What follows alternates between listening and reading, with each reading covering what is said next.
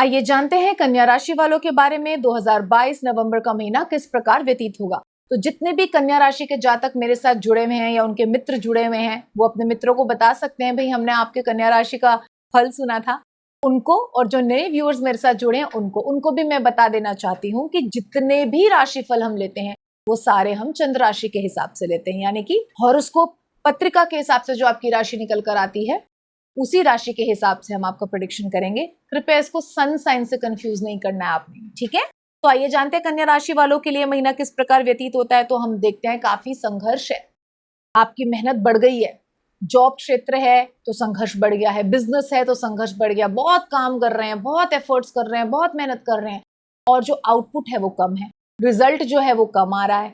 तो इसीलिए थोड़ा संघर्ष, कुछ अपने पूर्व जीवन के संघर्षों को याद करते नजर आते हैं कि इतना संघर्ष किया, तब से हम संघर्ष ही कर रहे हैं, थक से गए हैं और इस वजह से आपके अंदर थोड़ा सा कर्कशपना आता देखा जाता है। थोड़े से कर्कश हो जाएंगे याद करके उन संघर्षों को, और ये याद करके कि किसी ने मेरा साथ नहीं दिया, nobody believed me, nobody was there to support me, that will make you a little more sadder। और वो जो सैडनेस है वो परिवर्तित होगी एरोगेंस में, वो जो सैडनेस है वो परिवर्तित होगी रूडनेस में। तो कृपया वो ना करें। अवश्य ही आपने संघर्ष देखे, अवश्य ही आपने कठिनाई भरा जीवन जिया, लेकिन वो व्यक्ति ज्यादा उच्च कोटि का है जो कठिनाई और संघर्ष लेकर भी दूसरों को विनम्रता और शीतलता प्रदान करता है। अधिकतर ऐसे अधिकांश 99% लोग नजर आएंगे आपको अपने आसपास जो ये बोलेंगे जब हम कष्ट में थे तो हमारी किसने मदद कर दी थी, तो आज अब हम अच्छे परिस्थिति में हैं तो कोई मदद मांगने आ रहा है तो हम भी क्यों मदद करें। नहीं, ये गलत है। वो कहते हैं an eye for an eye will make the world go blind, ठीक है। तो आपने ध्यान रखना है कि आपने संघर्ष किया, उससे आपको विजडम मिली, आपने चीजें सीखी, लोग आपको कम बेवकूफ बना पाएंगे। वो विजडम आपका धन है जो संघर्ष से आपको मिला, और आपने और भी बहुत कुछ अचीव किया होगा। और अभी इस महीने में जो आपको रिजल्ट कम मिल रहे हैं, परिवार से भी उतना रिकॉग्निशन नहीं मिल रहा है, कुछ ना कुछ शिकायतें हैं, जॉब क्षेत्र में भी लोड बहुत बढ़ गया है, बहुत काम करना पड़ रहा है, बिजनेस में भी बहुत संघर्ष कर रहे हैं, रिश्तों पे असर आ रहा है उसका, तो वो जो कर्कशपना है उसको आप हटा दें। कैसे? प्रभु का गुणगान करें, उनकी पूजा पाठ किया करें सुबह उठ के। जब आप जोत बाहर जगाते तो जोत सिर्फ बाहर ही नहीं जगती, आपके भीतर भी ज्ञान ज्योति जगती है जो आपके अंदर के अंधकार को मिटाती है, ठीक है। तो आपने ये बात स्मरण रखनी है कि आपने शीतल रहना है, आपने विनम्र रहना है, आपने क्रोध नहीं करना। कोई आपके पास आके कुछ पूछ रहा है या मदद मांग रहा है और आपका हृदय नहीं है तो उसे भी आप विनम्रता से मना कर सकते हैं, और यदि आपके बस में हो तो मदद कीजिएगा भी। यही आपको और लोगों से डिफरेंट बनाएगा। यही होते हैं अच्छे कर्म। अच्छे कर्म अच्छाई में सुखद टाइम पे तो हर कोई कर लेगा, लेकिन जब कठिनाई से आप निकल कर आए हैं और आपके हृदय में गुस्सा आ रहा है कि मेरे को नहीं करना, और तब भी आप अच्छे कर्म करें, तो वस्तुतः वो सच्चा अच्छा कर्म होता है जब आप अपने अंदर की उस नेगेटिव ऊर्जा को दबा करके कोई अच्छा कार्य करते हैं। आपको अपने स्ट्रेस को हैंडल करने के लिए थोड़ी मेडिटेशन करनी चाहिए। थोड़ा सा स्ट्रेसफुल मंथ है कन्या राशि वालों के लिए, तो आप कोई भी स्तोत्र लगा लें, आंखें बंद करें, थर्ड आई सेंटर में अपने इष्ट का ध्यान करें और उस स्तोत्र को सुने। स्तोत्रों से आपके नर्वस सिस्टम को शांति मिलती है, ऐसा साइंटिस्ट भी अब कह चुके हैं।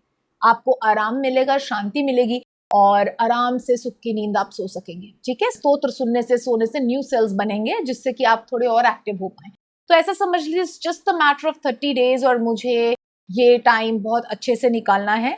प्रभु का ज्ञान अर्जित करने की कोशिश करें। अगर आप जॉब पे भी जा रहे हैं, गूगल पे भी उनकी स्टोरीज निकाल के पढ़ सकते हैं, उससे बहुत सुंदर प्रभाव पड़ता है और अच्छा ऑरा डेवलप होता है आपके आसपास जो आपकी नेगेटिविटी को किल करता है। ये सब करिए, सात्विक रहने की कोशिश करिए, नॉनवेज का सेवन, अंडे का सेवन छोड़े, स्मोकिंग, अल्कोहल छोड़े। क्यों?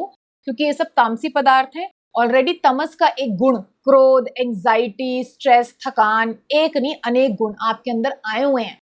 अब अगर और तमस आप खाएंगे और लहसुन प्याज बढ़ाएंगे तो ये और तमस बढ़ा देगा आपके अंदर। तो सात्विक चीजों का आहार करें जिससे कि आपके अंदर सात्विकता का संचार हो, और प्रकाश, प्रसन्नता, शांति जो आपको चाहिए वो सात्विक गुण के कैरेक्टरिस्टिक्स है, ठीक है।